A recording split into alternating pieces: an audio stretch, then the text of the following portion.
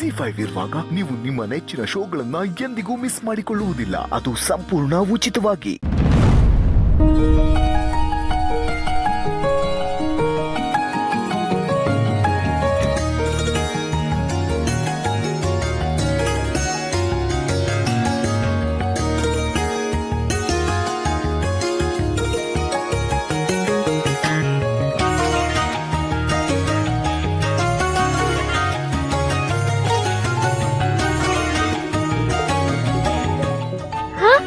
Husband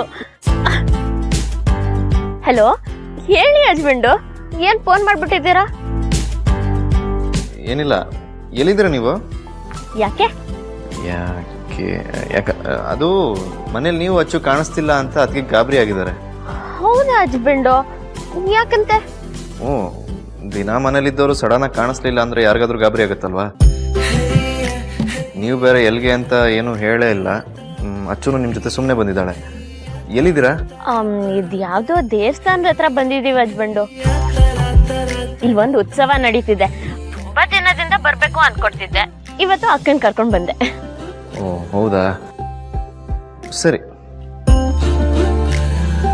ಮತ್ತೆ ಇನ್ನೊಂದು ಸಮಾಚಾರ ಹಸ್ಬೆಂಡು? ಇಲ್ಲ, ಏನಿಲ್ಲ. ಹೌದಾ, ಹಾಗಾದ್ರೆ ಫೋನ್ ಇಡ್ಲಾ? ಬೇಡ. ಹಲೋ ಹಲೋ, ಹೇಳಿ ಹಸ್ಬೆಂಡು, ಕೇಳ್ತಿದೆ. ಏನ್ ಮಾಡ್ತಿದ್ದೀರಾ? ದೇವರ ಮುಂದೆ ಕೂತ್ಕೊಂಡು ಧ್ಯಾನ ಮಾಡ್ತಿದ್ದೀನಿ. ಓ ಸಾರಿ, ಡಿಸ್ಟರ್ಬ್ ಆಯ್ತಾ? ಏನಿಲ್ಲಪ್ಪ. ಮತ್ತೆ ಎಷ್ಟೊತ್ತಿಗೆ ಬರೋದು? ಪೂಜೆ ಮುಗಿದ ಕೂಡಲೇ ಹೊಡ್ತೀವಿ. ಸರಿ.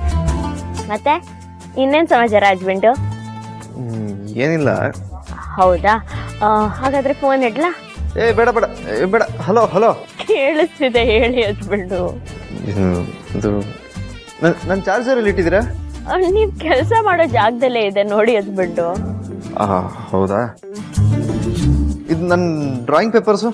ಅದು ಕಬೋರ್ಡಲ್ಲಿದೆ. ಆಮೇಲೆ ನಿಮ್ ಟವೆಲು ಸ್ನಾನದ ಕೋಣೆಯಲ್ಲಿದೆ. ಹೌದಾ, ಸರಿ.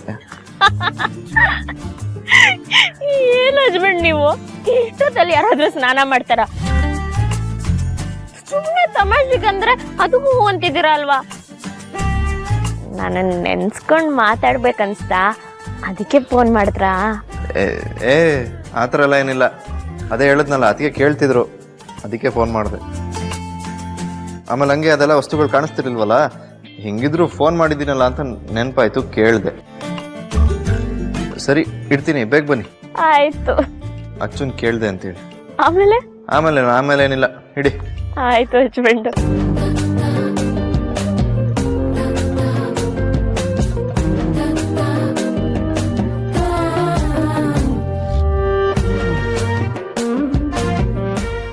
ZEE5 ಆಪ್ ಡೌನ್ಲೋಡ್ ಮಾಡಿ ಎಲ್ಲಾ ಸಂಚಿಕೆಗಳನ್ನು ಸಂಪೂರ್ಣ ಉಚಿತವಾಗಿ ನೋಡಿ.